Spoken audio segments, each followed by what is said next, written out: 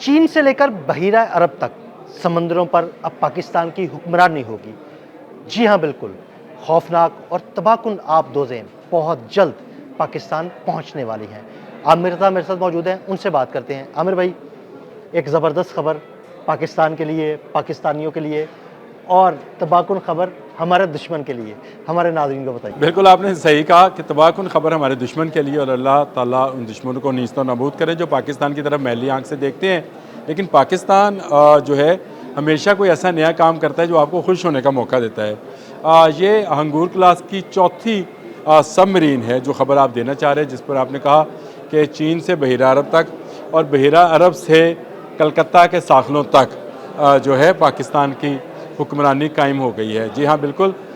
ये 8 सबमरीन्स बननी थी, 4 चाइना में, 4 पाकिस्तान में, और पहली टर्न में 4 बननी थी चाइना में, जो कि मुकम्मल हो गई है। मुझे खुशी इस बात की हो रही है कि संभाले नहीं संभलती कि अब ये 4 कराची शिप यार्ड पे बनेंगी, यानी बाकिया 4 जो हैं ये यहाँ पर बनेंगी। यानी यहाँ पे टेक्नोलॉजी ट्रांसफ़र होगी। अल्लाह आपकी खैर करे। हमने ना सिर्फ टेक्नोलॉजी जो है ट्रांसफ़र कर ली है, बल्कि इस वक्त बहीरा अरब के पानियों के अंदर कोई मुल्क हमारे बराबर में नहीं है, हत्ता कि भारत भी नहीं है। गो भारत के पास 17 के करीब सबमरीन्स हैं, यानी उसके पास तादाद ज़्यादा है, लेकिन वो सारी पुरानी टेक्नोलॉजी के पर मुश्तमिल है। ये बिल्कुल नई टेक्नोलॉजी है, और आप इसको यूँ समझें, ये डीज़ल ईंधन के साथ चलती है, लेकिन जो इसकी क्लास की बाकी आबदोज़ें हैं उससे 4 गुना ज़्यादा अरसा ये पानी ज़ेरे पानी रह सकती है। यानी पानी के अंदर ये ज़्यादा वक्त गुजार सकती है। 21 दिन गुजार सकती है। ज़बरदस्त। और 21 दिन में ये कहाँ कहाँ का सफ़र कर सकती है, और इतनी खामोशी से और इतनी गहराई में चलती है कि इसको पकड़ना जो है, जो कि अमूमन सोनार सिस्टम जो हैं इसीलिए तैयार किए जाते हैं कि वो आबदोज़ों को तलाश करें, तो ये उनसे भी ज़्यादा, यानी जो इस वक्त भारत सोनार सिस्टम यूज़ कर रहा है, जो उसके बहरी बेरों पे या उसकी आबदोज़ों पर मौजूद हैं, वो भी इसको पकड़नी पड़ेंगे। ये बहुत साइलेंटली, यानी खामोश कातल की तरह जो है दुश्मन के पास पहुंचेगी, उसके सारे जहाज़ जो हैं वो तबाह व बर्बाद कर देगी। इसमें 533 टारपीडोज़ जो हैं वो लगाए गए हैं। ये ऐसे बॉम्ब्स हैं जो कि एयरक्राफ्ट कैरियर्स, जो कि दुनिया के सबसे बड़े बहरी जहाज़ होते हैं, जिन पर से जहाज़ उड़ाए जाते हैं, उनको तबाह करने की सलाहियत रखते हैं। यानी भारतीय विक्रांत तो गयो, भारतीय विक्रांत भी गया, भारत का जो नया बन रहा है वो भी गया, इसीलिए वो उसको कभी कलकत्ता से या उस तरफ से बम्बई से पाकिस्तान की तरफ लेके आते ही नहीं आने देते हैं वो उसको। और इसके साथ साथ अगर मैं आपको इससे भी बड़ी खुशखबरी सुनाऊं तो वो ये है कि इस पर बाबर 3 जो है वो लॉन्च किया जा सकता है। ये तबाहकुन मिसाइल है, ये क्रूज़ मिसाइल है जी, और एटमी क्रूज़ मिसाइल है। SLBM है, यानी सबमरीन लॉन्च जो है ये क्रूज़ मिसाइल है, जिस पर एटमी वारहेड ले जाने की सलाहियत है। ये भी भारत के पास नहीं है। जो मैंने आपसे कहा था कि चीन से बहीरा अरब और बहीरा अरब से फिर कलकत्ता तक इसका कोई सानी नहीं होगा, तो उसकी बुनियादी वजह यह है कि 450 किलोमीटर रेंज का ये एटमी वारहेड ले जाने वाला बाबर 3 मिसाइल, ये एक ऐसी स्ट्राइक पावर है पाकिस्तान के पास जिसका जवाब किसी के पास नहीं है।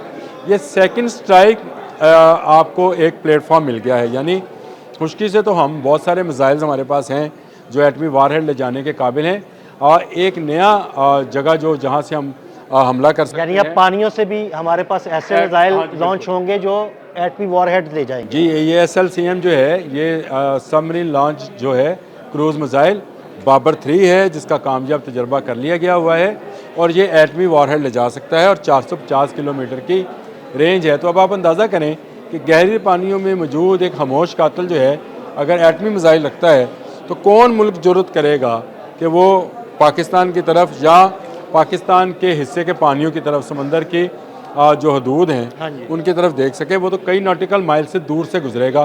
तो अभी तो ये 4 सबमरीन जो लेटेस्ट आई है, जिसका अभी इसको पानी में उतारा गया है, ये इसका नाम गाजी है, और गाजी जो है वो आ गई है।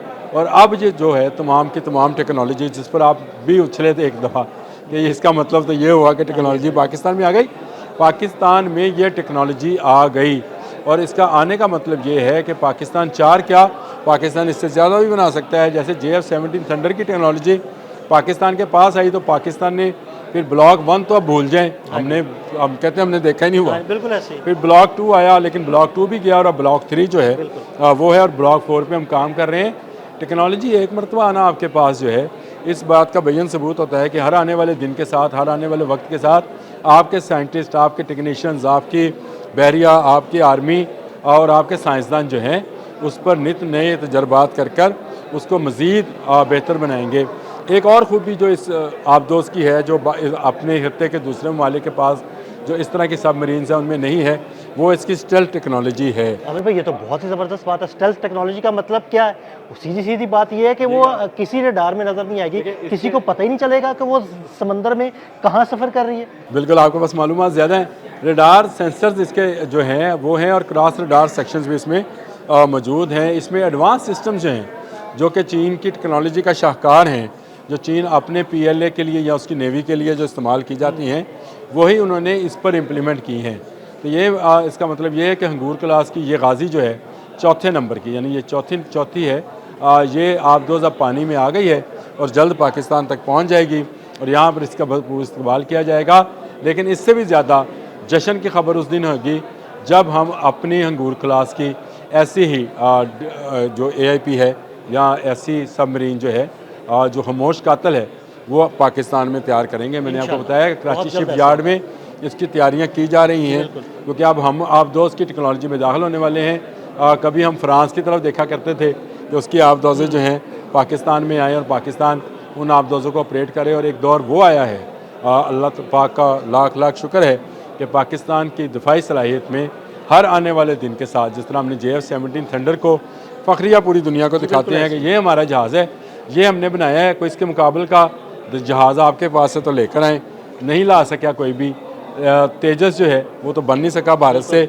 आबदोज़ उसने कहाँ से बनानी थी, उसके पास अभी भी पुरानी टेक्नोलॉजी की, जो कि रशियन टेक्नोलॉजी है, वो आबदोज़ें मौजूद हैं, लेकिन वो जो है वो अब इस काबिल नहीं है कि वो जदीद जंग में इस्तेमाल होने वाला असला चला सके। जिस तरह मैंने आपको SLCM जो बाबर 3 है उसके बारे में बताया, तो ये एक एक्स्ट्रा एडवांस, अगर आप समझ लें कि पाकिस्तान की नेवी जो है एडवांस नेवी हो गई है, और इसकी अब ताकत जो है पहले से कई गुना ज़्यादा बढ़ गई है। ना सिर्फ ताकत बढ़ गई है, बल्कि उसकी कैपेसिटी और कैपेबिलिटी भी जो है उसमें भी इजाफा हो गया है। पाकिस्तानी इंजीनियर्स और टेक्नीशियंस मुस्तकिल तौर पर चीन में रहे और वहाँ इसकी तैयारी को देखते रहे, ऑब्ज़र्व करते रहे, और अब वही टेक्नोलॉजी लेकर पाकिस्तान में आएंगे। जो बकिया 4 हैं इसी क्लास की आबदोज़ें, वो पाकिस्तान में बनेंगी, और पाकिस्तान इस शोबे में भी, यानी फ़िज़ाओं पर हमारी हुक्मरानी पहले से मौजूद है, अब समुंदर की गहराइयों में भी हमारी हुक्मरानी होने जा रही है। बहुत शुक्रिया आमिर रज़ा जी। बिल्कुल, आमिर रज़ा ने बहुत तफसील के साथ आपको इस गाज़ी आबदोज़ के बारे में बताया। अदील अहमद और आमिर रज़ा को इजाज़त दीजिएगा। अल्लाह हाफ़िज़।